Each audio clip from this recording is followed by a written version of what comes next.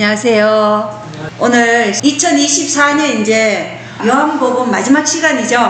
그동안 요한복음 3개월 동안 진행되어 왔는데 좀 많이 도움이 되셨나요? 네. 그럼 오늘 마지막 맺은 말입니다. 13가 예수님과 하나님의 말씀을 아는 것, 이것이 주제예요. 자, 예수님과 하나님을 아는 것은 곧 어떤 거라고 되어 있죠? 요한 1서 2장 3절에 보면 하나님을 아는 것은 곧 계명을 지킴으로써 하나님을 안다, 이렇게 얘기했어요. 그런데 여기 서두에도 말씀되어 있지만 제자들은 3년 이상 하나님과 함께 했지만 예수님이 십자가에 돌아가신다는 그 말씀을 3번이나 들었어도 그들은 그것을 마음에 새기지 않았어요. 왜요? 그게 자신들의 생각과 반대되기 때문에 거부한 거예요. 들었지만 거부했기 때문에 튕겨져 나갔어요. 근데 불행하게도 오늘날도 마찬가지예요. 우리도 지금 마지막 이 대쟁투의 마지막 세대라고 우리가 자처하면서도 예수님 곧 오신다고 말씀은 하고 있지만 우리가 진짜 재림을 준비하고 재림을 정말 맞이할 자세로 살아가느냐, 아니면 그 말을 들었지만 그게 내 마음에 안착이 안 되고 튕겨나가서 나는 전혀 재림과 상관없는 삶을 살아가고 있는가, 이걸 우리가 살펴봐야 되겠죠. 그래서 하나님의 말씀은요, 받아들이기 어려울지라도 순종해야 되는 거예요. 어제 우리 히브리서 11장 믿음의 노독들을 살펴봤잖아요. 그죠?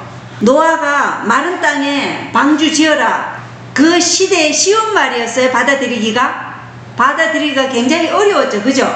비가 한 번도 오지 않은 곳에 아니 배를 만들라니, 그죠? 비이성적이라 그랬잖아요. 아브라함도 한 번도 어디로 가야 될지도 가르쳐 주지 않으면서 네 고향과 친척과 아비 집을 떠나라. 정말 받아들이기 어려워요. 그런데도 어떻게 했어요?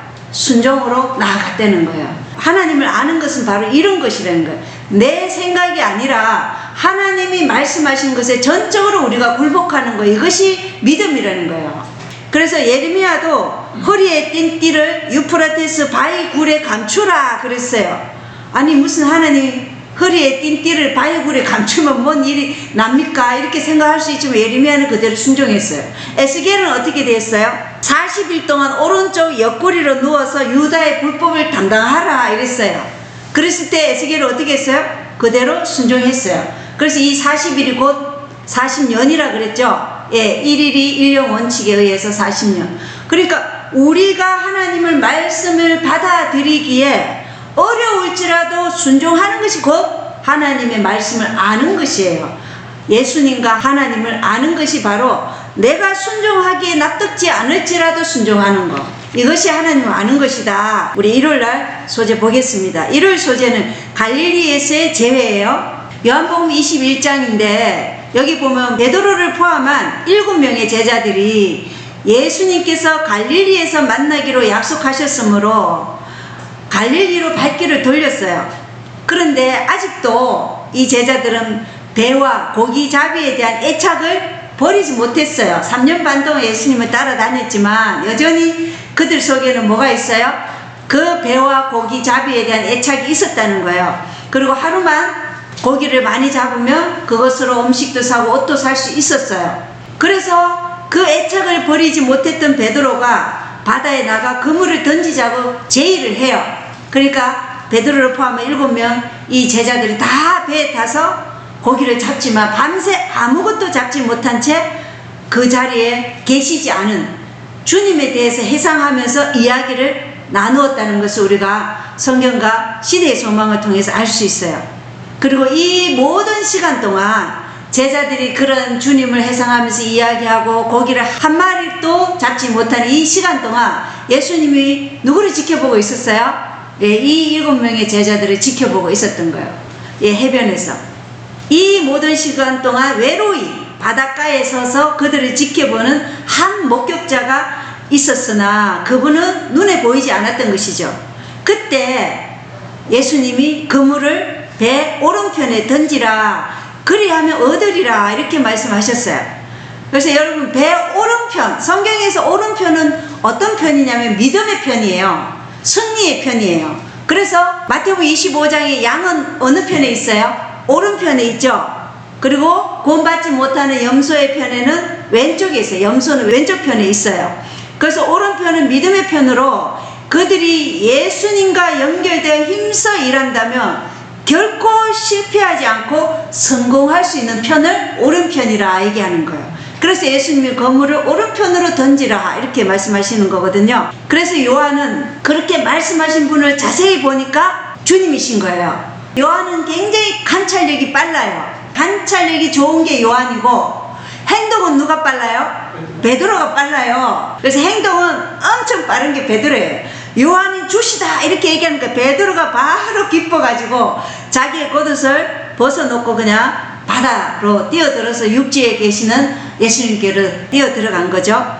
그래서 그물을 뒤에 내버려 두고 육지로 가니까 육지 위에는 뭐가 있냐면 숯불 위에 생선이 있었고 떡도 있었던 거예요. 그리고 이들이 잡은 고기가 153마리라는 거예요. 베드로는 가야바의 재판정에서 그리스도를 몇 번 부인했어요? 3번. 그죠? 그리스도를 3번 모욕하고 또 부인하고 저주까지 했어요. 그럼으로써 형제들의 불신을 일으킨 거예요. 베드로가. 그래서 이 제자들조차도 베드로가 전에 저희 중에서 가졌던 지위를 차지하도록 용납되지 못하리라고 생각했던 거예요. 왜? 공중 앞에서 어떻게 했어요? 예수님을 저주하고 또 부인했기 때문에 그렇게 생각했고 베드로 자신도 자신이 예수님의 신임을 잃었다고 생각했던 거예요. 그러니까 베드로는 이 예수님이 죽으시고 예수님이 부활하시고 예수님 만난 이 시간 동안 가장 비참한 가운데 있은 사람이 베드로예요. 예수님께서 자신을 이제는 더 이상 신임하지 않을 것이라고 가장 비참한 멸망 가운데 있었던 사람이 베드로였던 것이에요. 이러한 베드로가 사도의 직분을 다시 갖도록 부르심을 받기 전에 베드로가 모든 형제들 앞에서 회개한 증거를 보여줘야 되겠죠. 그래야 베드로가 다시 일을 할 수 있는 거예요. 그래서 구주께서는 베드로가 그의 신임을 회복하고 될 수 있는 대로 빨리 그가 복음에 끼쳤던 모욕을 제거할 수 있는 기회를 주시고자 지금 여기 갈릴리 해변가에 오셔가지고 그물을 오른편에 던지라 하면서 이제 베드로가 제일 먼저 나오니까 이제 이 제자들 앞에서 베드로를 회복시켜 주시는 말씀을 해요. 그리스도를 따르는 모든 자들을 위한 교훈이 여기에 있는데 그것이 뭐냐? 복음은 악과 타협하지 않는다는 것이에요. 반드시 복음은 죄를 변명할 수 없기 때문에 엄밀히 지은 죄는 엄밀히 하나님께 자복해야 돼요. 우리가 개인적으로 하나님께 지은 죄는 개인적으로 하나님께 자복해야 되지만 공중 앞에서 지은 죄는 어떻게 해야 돼요? 공중 앞에서 용서하는 그 회개의 자복이 있어야 된대요. 자기의 죄를 뉘우치고 그것을 회복시키는 그러한 일이 있어야 된다는 거예요. 그래서 엄밀한 죄는 엄밀히 하나님께 자복해야 하고 드러난 죄는 공공연하게 자복하여야 한다는 것이 지금 예수님이 제자들에게 가르치고자 하신 교훈이었다는 것이에요. 그래서 예수님께서 요나의 아들 시몬아 이렇게 얘기해요. 베드로에 안 그래요? 베드로는 예수님이 지어준 이름이죠. 원래 요나의 아들 시몬이었잖아요. 그러니까 원래 이름을 부르는 거예요. 요나의 아들 시몬아 이렇게 얘기해요. 네가 나를 사랑하느냐? 근데 이 사랑은요, 네가 나를 아가페 하느냐 이거예요. 그냥 사랑은 필레오 하느냐, 그거는 친구들 간의 우정 사랑이지만 이 나를 아가페 하느냐 이거는 조건 없는 사랑, 하나님이 하실 수 있는 그 사랑을 하느냐 이렇게 물어본 거예요. 그러자 베드로가 어떻게 대답해요? 주께서 아시나이다 라고 하면서 주께서 판단해 주시기를 간청해요. 내가 아가페 합니다 이렇게 얘기하지 않아요. 왜요? 마태복음 26장 33절에 보면 베드로가 다 주를 버릴지라도 나는 주를 버리지 않을 것이고 나는 죽음에도 가고 나는 감옥에도 갈 자신이 있다 이렇게 호언장담을 했다가 몇 시간도 안 돼가지고 지금 어떻게 돼서 예수님을 3번이나 부인하고 저주까지 했잖아요. 그렇기 때문에 여기서 절대 그런 말이 안 나오는 거예요. 베드로가 그 참혹한 실패의 경험을 가지고 이제 회개했다는 것을 지금 증거하는 거예요. 그래서 이제는 자기가 사랑한다 얘기도 안 해요. 주께서 아시나이다 이렇게 얘기해요. 내가 주를 사랑하는지 주께서 아시지 주를 사랑한다고 직접 자기가 얘기하지 않는다는 거예요. 그래서 주께서 판단해 주시기를, 모든 판단을 주님께서 하시기를 맡기는 거예요. 그러자 예수님이 내 어린 양을 먹이라 이렇게 얘기하죠. 그리고 두 번째, 요나의 아들 시몬아, 또 요나의 아들 시몬이에요. 내가 나를 또 아가페 하느냐 이렇게 물어봐요. 내가 조건 없는 사랑으로 하나님 같은 사랑을 하느냐 이렇게 물었을 때 또 베드로는 내가 주를 사랑하는 줄 주께서 아시나이다 이렇게 또 얘기해요. 그러자 예수님은 내 양들을 먹이라. 또 세 번째 예수님이 또 물어봐요. 요나의 아들 시몬아, 네가 나를 아가페 하느냐, 조건 없는 사랑으로, 네가 하나님 같은 사랑으로 나를 사랑하느냐 이렇게 물어봐요. 그러니까 베드로가 근심하며 이렇게 돼 있어요. 자기가 3번 부인했잖아요. 예수님은 3번을 베드로에게 묻는 거예요. 얼마나 이 묻는 물음에 대답할 때 베드로가 얼마나 자기 자신이 어떠한 죄를 지었는지 깨닫는 거죠. 그리고 얼마나 비참하겠어요. 그죠? 내가 이러한 사랑의 주를 모욕하고 비난하고 저주했다는 것에 대한 참혹한 해결을 하는 거예요. 그러면서 베드로가 근심하며, 성경에는 근심한다 그랬어요. 근심한다는 아주 슬퍼한다는 것이죠. 아주 슬퍼하는 것. 내가 주를 사랑하는 줄 주께서 아시나이다 이렇게 얘기해요. 그러니까 예수님이 내 양들을 먹이라 이렇게 말씀하셨어요. 그래서 주님의 양떼를 돌볼 충실한 목자의 필수적인 자격이 뭐예요? 첫 번째, 그리스도에 대한 사랑이다 이렇게 예수님 우리에게 가르쳐 주시는 거예요. 그래서 지식과 박의 정신과 달변과 감사하는 마음과 열심히 다 선한 사업의 성공에 도움이 되지만 마음속에 그리스도의 사랑이 없으면 그리스도 교회 목사로서의 사업은 실패하고 만다는 것이에요. 그래서 가장 첫째 조건이 네가 나를 사랑하느냐, 아가페 하느냐, 네가 그 어떤 것보다 나를 최우선으로 사랑하고 모든 조건 없이 나를 사랑하느냐, 이걸 묻는 거예요. 이게 그리스도 교회 목사로서의 첫 자질이라는 거예요. 우리도 마찬가지죠. 우리도 다 목사는 아니지만 우리는 다 부르심을 받은 선교사잖아요. 우리도 첫 번째가 뭐예요? 그리스도를 사랑하느냐, 이게 첫 번째라는 거예요. 이제 베드로는 주님을 한 인간으로서 또는 하늘이 보낸 한 교사로서 그분을 사랑해 왔으나 이제는 예수님을 어떤 분으로 사랑하냐면 하나님으로서 사랑하게 되었다 이렇게 되어 있어요. 시대의 소망에. 베드로는 자기에게 그리스도가 가장 중요하다는 공과를 배우게 되었다 이렇게 되어 있습니다. 그래서 베드로는 자기의 조롱이나 어떤 멸시 앞에선 예수 그리스도를 부인했지만 이제는 그 어떤 조롱과 멸시 앞에서도 자기가 예수 그리스도가 가장 중요하다는 것을 공과를 배웠어요. 여기에서 그물을 던지라 이렇게 얘기했잖아요. 그물을 배 오른편에 던지라. 그래서 이 그물을 던지는 것은 뭘 뜻하는 거예요? 그물을 던지다. 그물이 뜻하는 게 뭘까요? 전도. 그물을 던지라. 우리가 고기를 잡을 때 그물을 던지잖아요. 이 던지는 건 전도라는 거예요. 그래서 전도는 누가 해요? 예수님이 해요? 우리가 해요? 우리가 하는 거예요. 우리가 전도를 하면 건지는 분은 누구예요?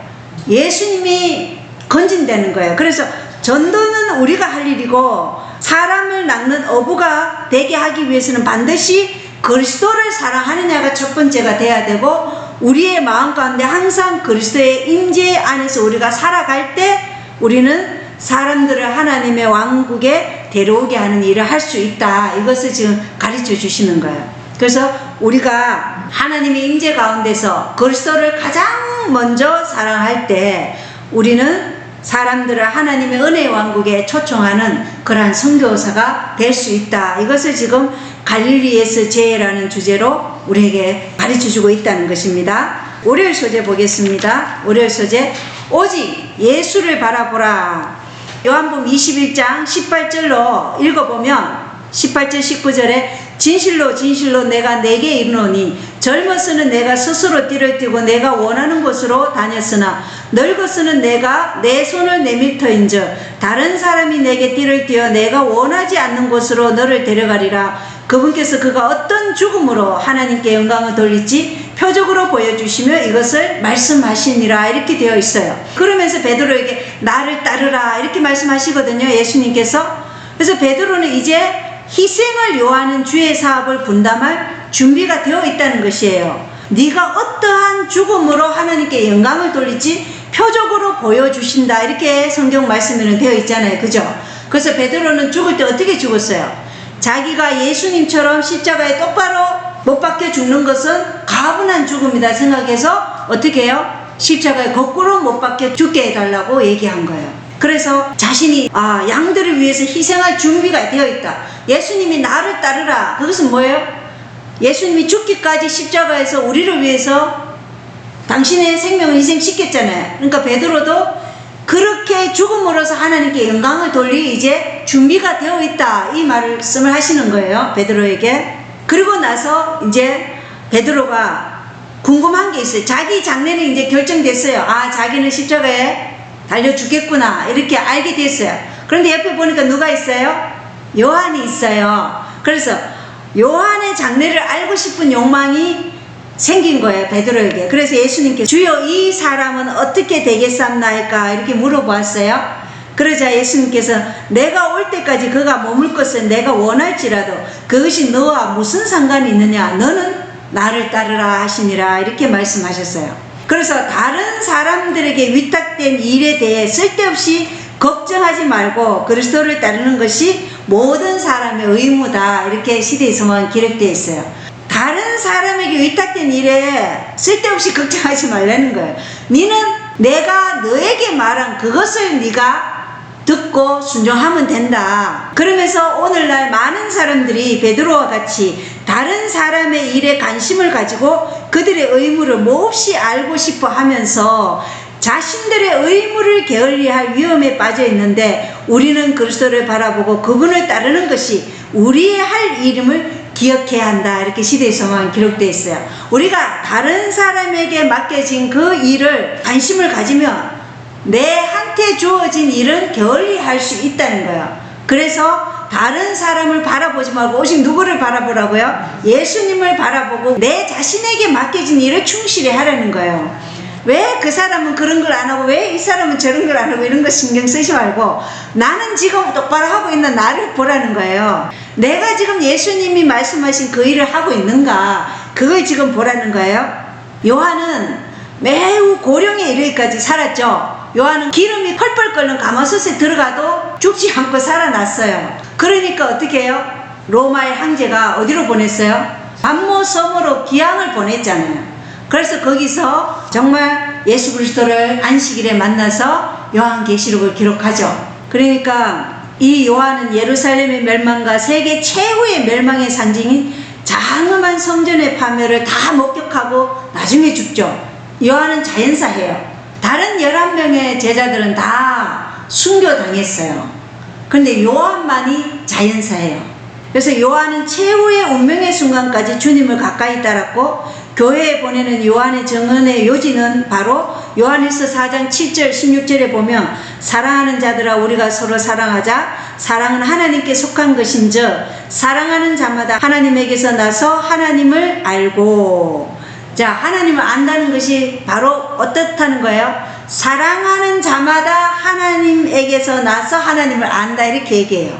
누구를요? 우리가 그리스도를 사랑하면 그게 우리가 하나님에게서 났다는 증거다. 그리고 그 사랑이 하나님에 대한 사랑이 누구에게로 흘러내려가게 돼 있어요? 다른 사람에게 흘러내려가게 돼 있다는 거예요. 그게 생수의 강물이 흐르는 거죠. 그래서 하나님에게서 나서 하나님을 알고 요한일서 4장 16절에는 우리를 향해 하나님이 가지고 계신 사랑을 우리가 알았고 또 믿었나니 하나님은 사랑이심으로 사랑 안에 거하는 자는 하나님 안에 거하고 하나님도 그 안에 거하시느니라. 그래서 우리가 하나님 안에 거한다는 것은 곧 하나님의 사랑 안에 거한다. 그래서 그리스도를 사랑하면 그리스도가 우리 안에 머물고 그 그리스도가 우리 안에 머물면 그 그리스도의 사랑이 다른 사람에게 다 증가되는 게 이게 바로 우리가 하나님의 사랑 안에 거한다는 것이다. 이렇게 요한은 요한일서 4장 17절과 16절에 기록을 해 놓았어요. 자, 그래서 여기서 이제 너는 나만 따르라 이렇게 얘기했잖아요. 그죠? 그래서 베드로가 사도직에 이제 회복이 되었어요. 그렇지만은 그리스도께서는 그에게 형제들 위에 군림할 대권을 주지는 않았죠. 베드로가 사도직을 회복했지만 베드로를 이 제자들 위에 군림하도록 그러한 권력을 주지는 않았다는 거예요. 그리고 교회의 머리로서 높임을 받을 것도 아니었다는 것입니다. 오늘날 가톨릭이 초대 교황이 베드로라고 말하는데 그것은 성경을 왜곡하는 거죠. 그래서 그렇지 않다는 것입니다.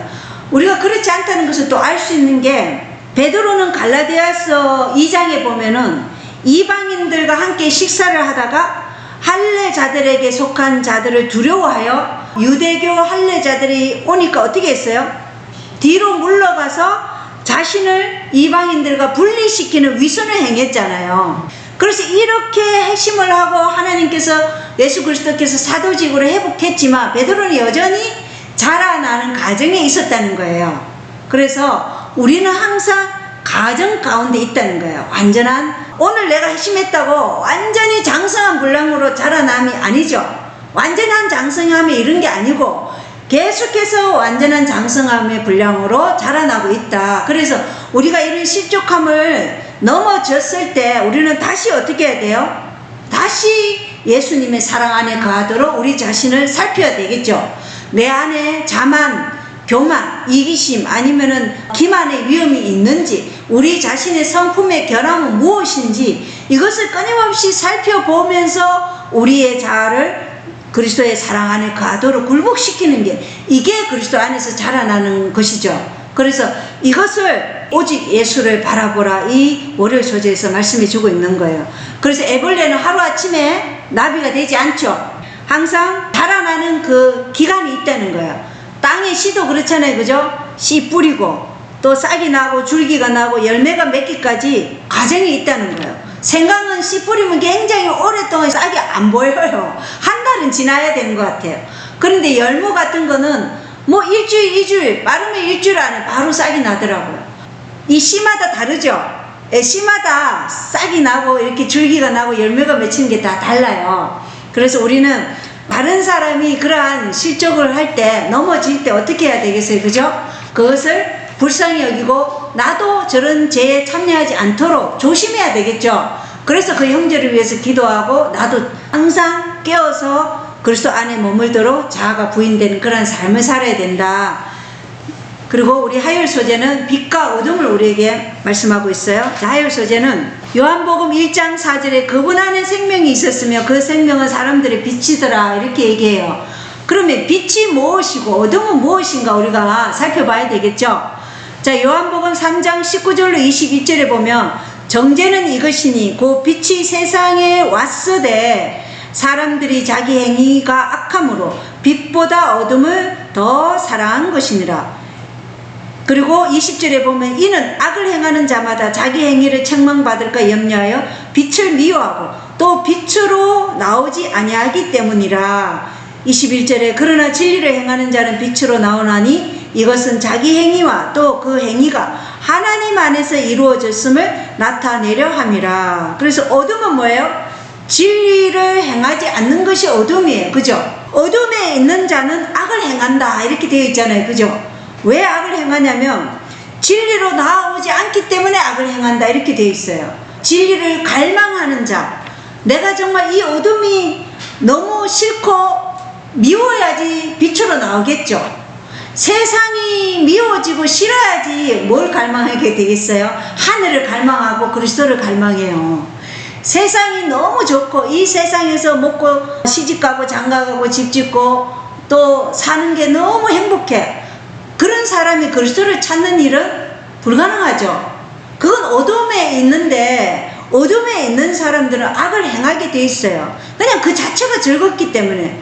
그런 사람들은 빛으로 나오지 않아요. 그런데 이 세상이 어둡다는 것을 깨닫게 되는 그 빛이 누군가에 의해서, 전도지 한 장을 통해서, 아니면은 내 이웃에 어떤 분이 교회 한번 갈래? 이렇게 말하는 그 말을 통해서, 아니면은 어느 날 우연히 본 책을 통해서 아, 나도 하나님을 믿고 싶다. 저처럼 우리 친오빠가 교회 가봐라, 이렇게 얘기한 걸로 인해서 그냥 가게 되는 거.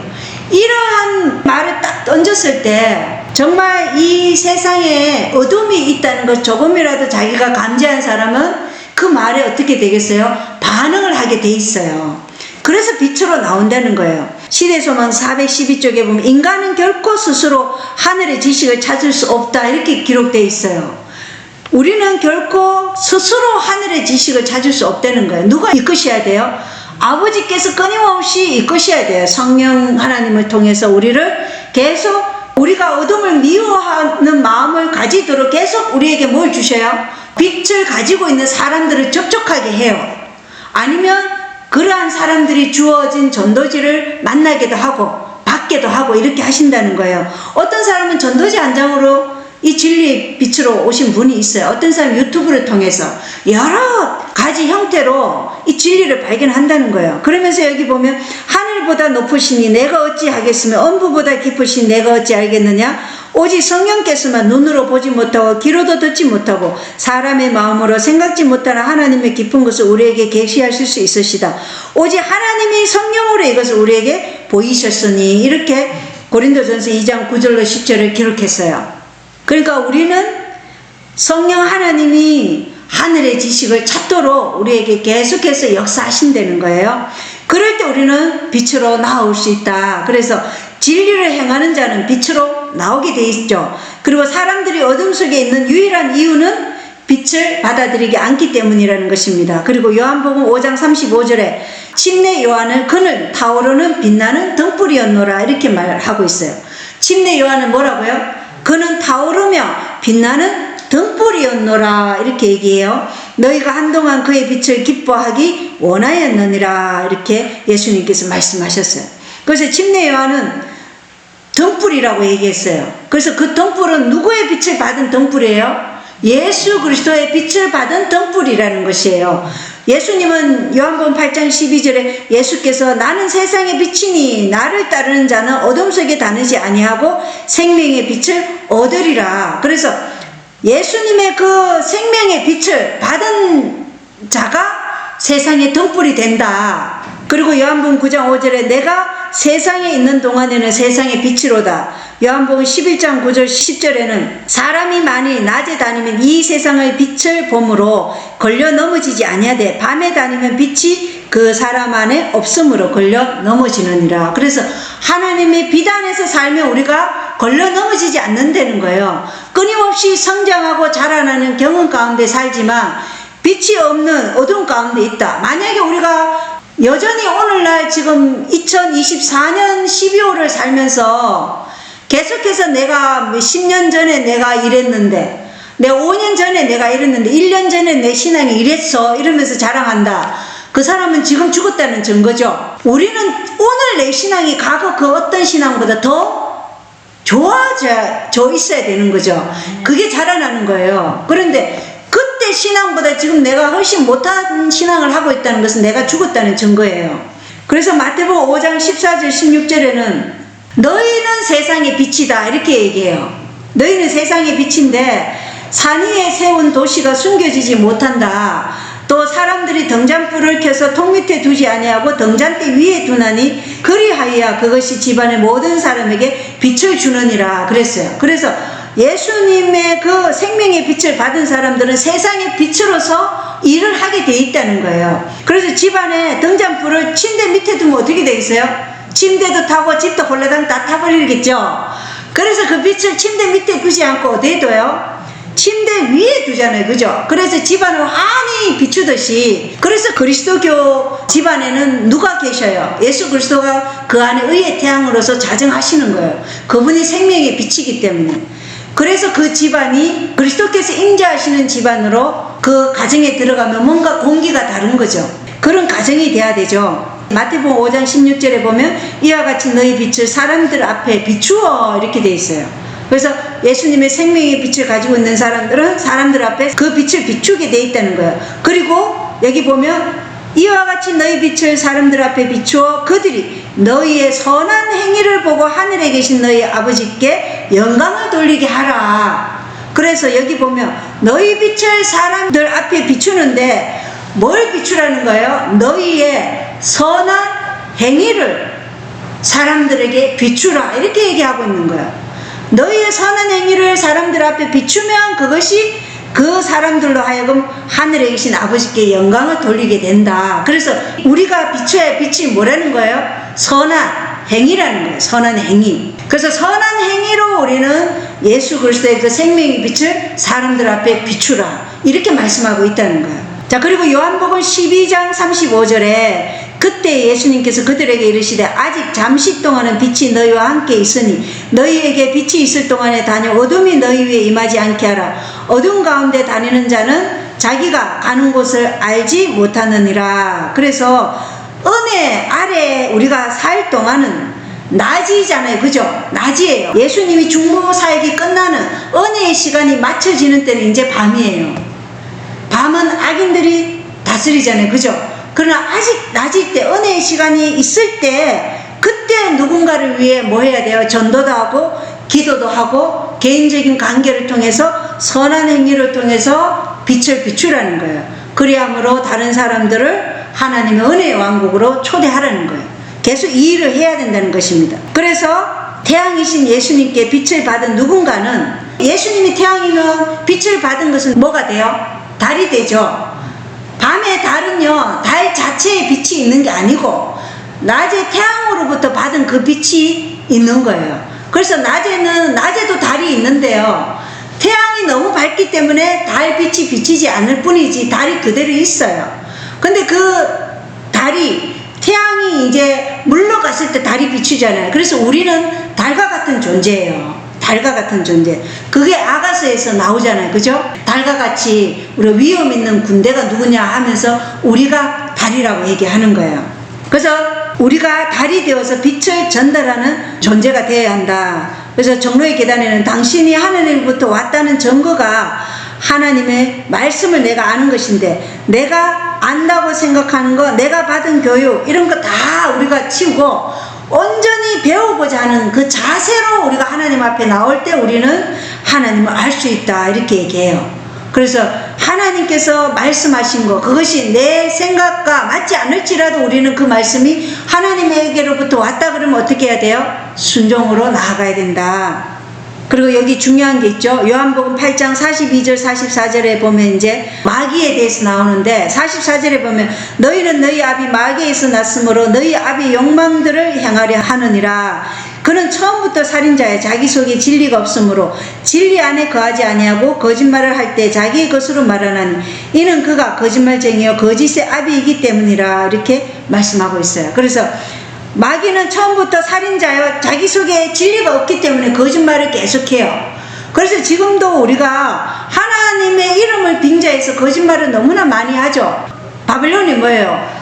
오류, 혼탁함, 진리를 거기다 조금 섞어가지고 자기의 오류를, 성경 말씀을 가지고 지금 얘기하잖아요. 그죠? 그래서 이러한 바벨론에 취하지 않으려면 우리가 확실한 진리를 가지고 있어야 되겠죠. 그래서 여기 시대의 소망 467쪽에 보면 예수께서 항상 진리를 말씀하셨기 때문에 유대 지도자들에게 환영받지 못했다, 이렇게 얘기해요. 그래서 진리는 환영을 받아요, 못 받아요?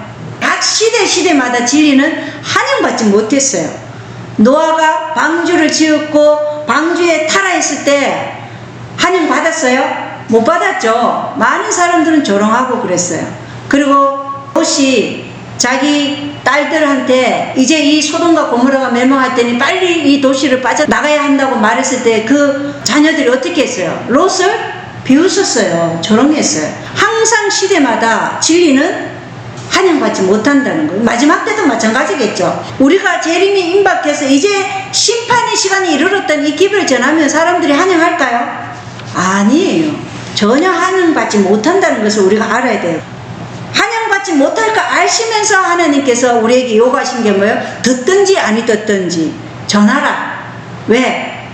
네가 안 전하면 그 피가 너에게 돌아간다, 이렇게 얘기하신 거예요. 그래서 우리가 늘 깨어있도록 하기 위해서 하나님께서 우리에게 전화를 한 거예요. 예, 듣든지 아니 듣든지. 자, 수요 소재 보겠습니다. 위로부터의 신학인가 아래로부터의 신학인가. 자, 요한복음 4장 46절로 54절에 보면 가버나움의 헤롯 왕의 신하 중 어떤 기인이 예수님께 나아가 자기 아들이 죽기 전에 내려오셔서 고쳐줄 것을 이제 예수님께 구하죠. 그러자 예수님께서 그 기인에게 네 아들이 살아있다, 이렇게 말씀하셨어요. 그러자 그 사람이 예수님께서 자기에게 하신 말씀을 믿고 자기 길로 가더라, 이렇게 성경에 기록되어 있는데, 그 가는 길에 이 가버나움의 기인의 종이 와가지고 당신의 아들이 살아있다, 이렇게 말했어요. 그러자 이 기인이 그 종에게 언제 살아났느냐 이렇게 얘기하니까 그 아들이 살아난 시각이 바로 예수님께서 네 아들이 살아있다 말한 그 시각이었던 거야. 그게 오후 1시였어요. 1시. 그 시각에 살아났다는 거예요. 그리고 그 말을 듣고 그와 그의 온 집이 예수님을 믿으니라. 이것이 이제 요한복음 4장 46절 54절의 말씀이에요. 위로부터 온 신학이 곧 뭐냐면 우리가 말씀을 들었을 때 이것이 하나님으로부터 왔는지 아니면 이것이 사람에게서부터 왔는지 이것을 분별할 수 있어야 되겠죠. 그래서 하나님으로부터 왔는지를 먼저 우리가 연구해서 판단하고 하나님으로부터 온 말씀이라면 이 말씀을 신뢰하고 믿음으로 그것을 반응해야 되겠죠. 이것이 위로부터 온 신학이에요. 그러나 아래로부터 온 신학은 하나님의 말씀에 대해서 사람의 규칙과 기준을 설정해요. 그리고는 결함이 있고 제한적이며 주관적인 인간의 생각을 하나님의 말씀을 해석하는 최종적인 권위로 삼는 거예요. 그리고는 어떻게 해요? 표적과 이적을 보지 않으면 믿으려 하지 않는다 이렇게 말씀하셨잖아요. 예수님께서 너희는 도무지 표적과 이적을 보지 않으면 믿으려 하지 않는다. 죽은 자가 살아올지라도 너희가 성경 기록을 믿지 않으면 너희가 믿지 못한다 그랬어요. 그래서 야고보서 3장 17절에 보면 위로부터 난 지혜는 첫째 순수하고 다음으로 화평하며 부드럽고 간청을 잘 들어주며 긍휼과 선한 열매로 가득하고 차별이 없고 위선이 없나니 이렇게 기록되어 있어요. 위로부터 온 지혜는 순수해요. 그리고 화평하고 부드럽고 간청을 잘 들어주고 긍휼과 선한 열매로 가득하고 차별이 없고 위선도 없다 이렇게 얘기하고 있다는 것입니다. 자, 위로부터 온 신학 오늘날 보면 성경은 결혼은 남녀간의 결합을 얘기하잖아요. 그죠? 그러나 아래로부터 온 신학은 뭘 얘기해요?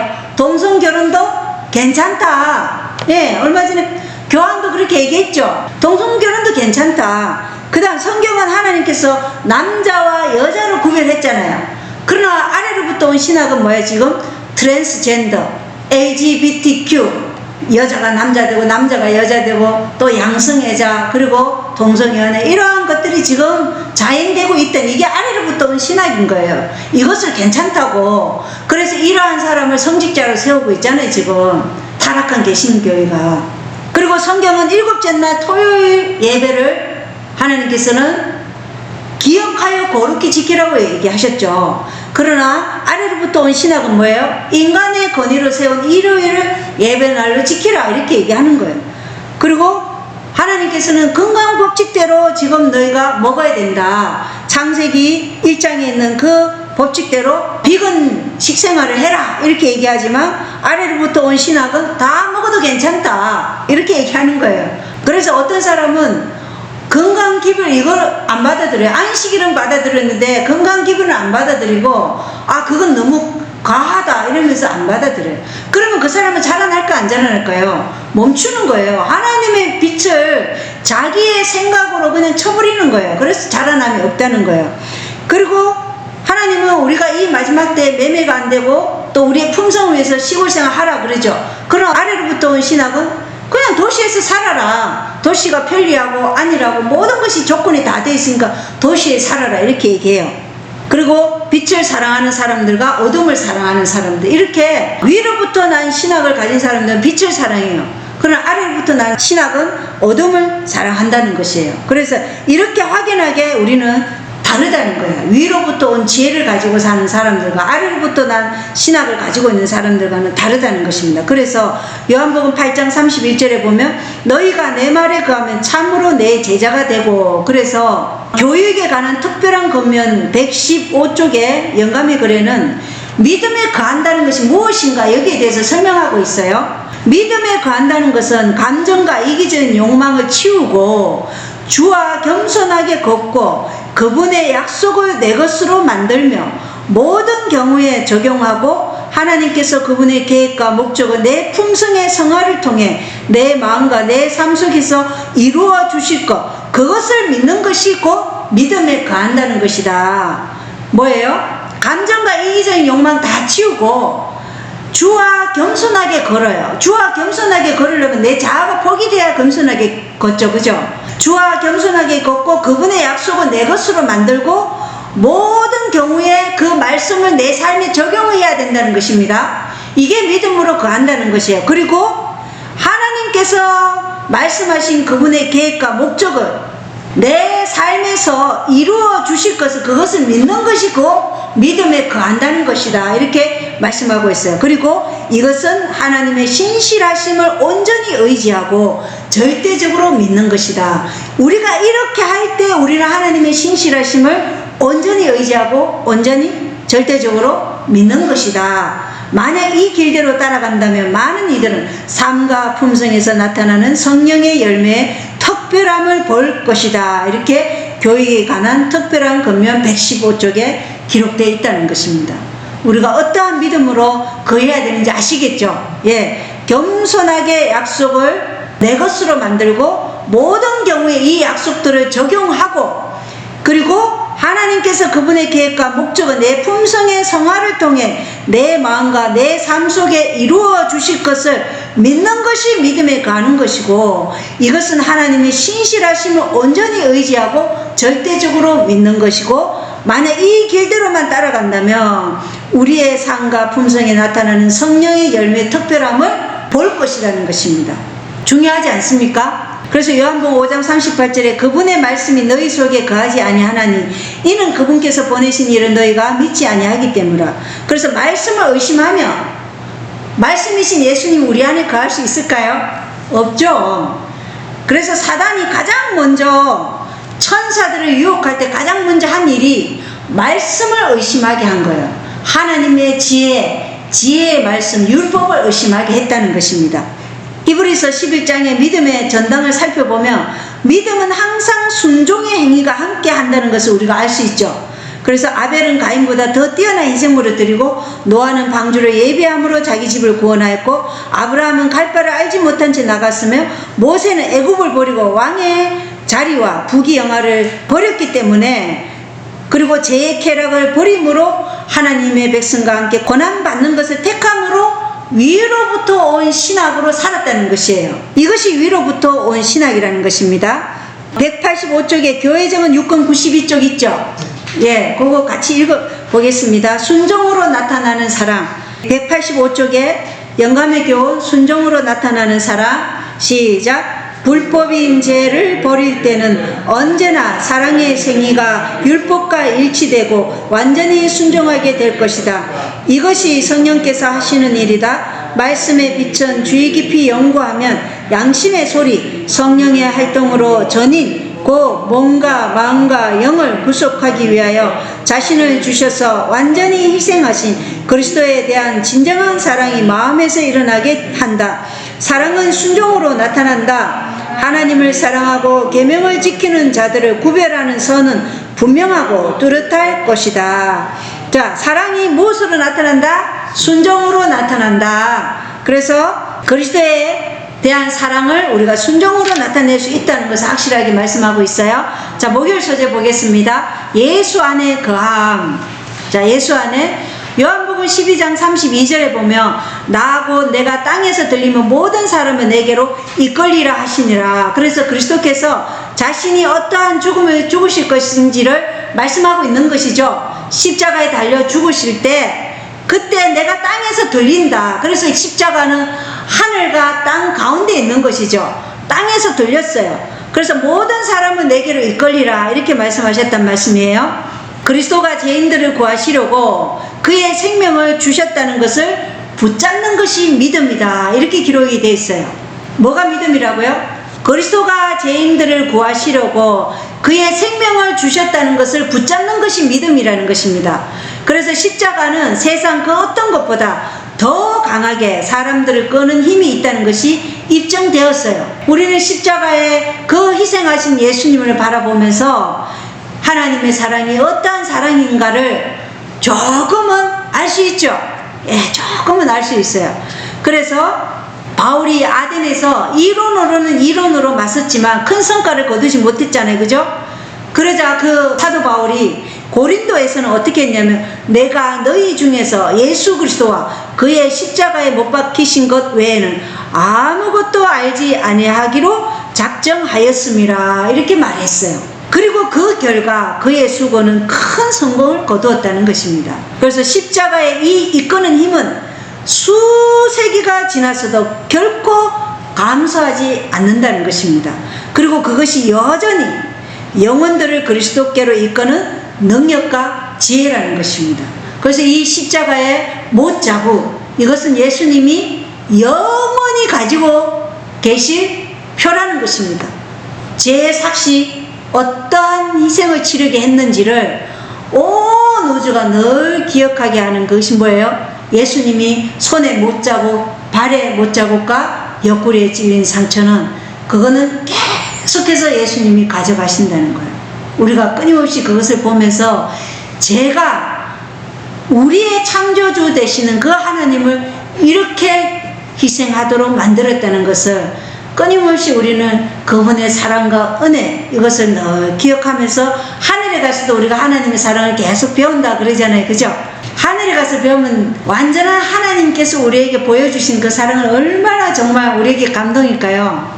이 땅에서 인간이 얘기하고 이런 것들은 진짜 아주 일부잖아요. 우리가 성경에서 보고 예내신을 통해서 보고 또 이런 설교를 통해서 듣지만 그건 아주 일부인 것 같아요. 진짜 하나님의 사랑을 하나님이 직접 우리에게 함께 살면서 보여주는 거, 그거는 우리가 그 자체가 감동일 것 같아요. 네, 만약에 우리 가정에 예수님과 함께 산다고 하면 생각해 보세요. 거기에는 아무런 악도, 아무런 죄도, 아무런 어떤 보복심도 없이 정말 평안과 행복만 있는 그분이 우리와 함께 계신다고 하면 생각해 보세요. 얼마나 행복하겠어요. 그죠? 자, 그래서 십자가가 여전히 영혼들을 그리스도께로 이끄는 능력과 지혜다.